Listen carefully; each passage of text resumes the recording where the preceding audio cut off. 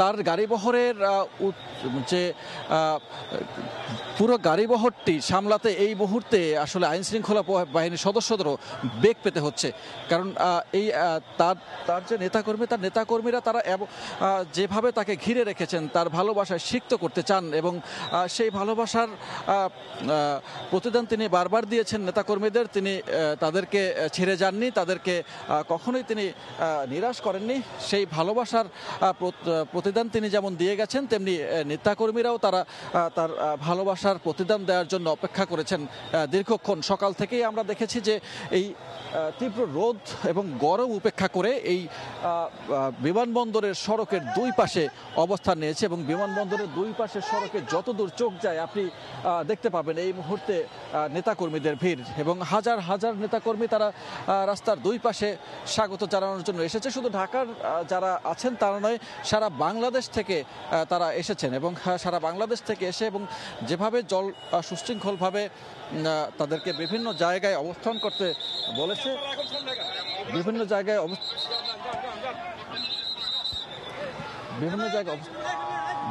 অবস্থান করতে বলেছেন, সেইভাবেই তারা সুশৃঙ্খলভাবে সকাল থেকে রোদ উপেক্ষা করে অবস্থান করছিলেন। এবং সকাল 10:30 নাগাদ যখন তিনি কাতারের বিশেষ এয়ার অ্যাম্বুলেন্সে করে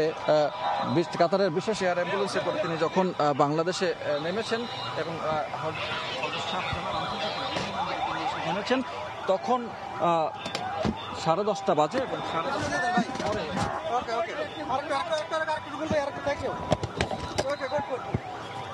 সকাল 10:30টার পরে বিমানবন্দরের যে আনুষ্ঠানিকতা, সেই আনুষ্ঠানিকতা শেষ করে তিনি এখন তার নিজ বাসভবনে ফিরে যাবেন এবং তার সঙ্গে ডক্টর জোবায়েদা রহমান তিনি এসেছেন 17 বছর পরে।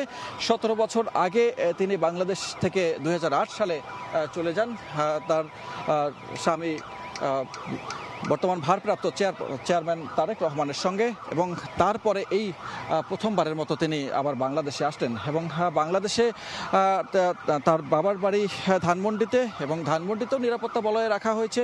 কয়েকদিন আগেই স্বরাষ্ট্র উপদেষ্টার কাছে আবেদন করা হয়েছে তার নিরাপত্তার বিষয়ে।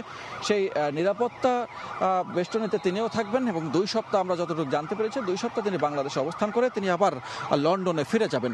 তো সবকিছু মিলিয়ে জিয়া পরিবারে এবং আজকের দিনটি আনন্দ উৎসবের দিন। শুধু জিয়া পরিবার নয়, বিএনপি পরিবারের আনন্দ উৎসবের দিন, দেশবাসীর আনন্দ উৎসবের দিন। যারা দীর্ঘদিন বেগম জিয়াকে ভালোবাসেন, তারা এতদিনের তাদের যে প্রত্যাশা ছিল, সেই প্রত্যাশা আজকে পূরণ হয়েছে যে তিনি আজকে আগের চেয়ে অনেকটা সুস্থ হয়ে 79 বছর বয়সে তিনি এখনও বেশ ভালো অনুভব করছেন এবং তার জন্য অপেক্ষা করছেন এই মুক্তিকামী মানুষ।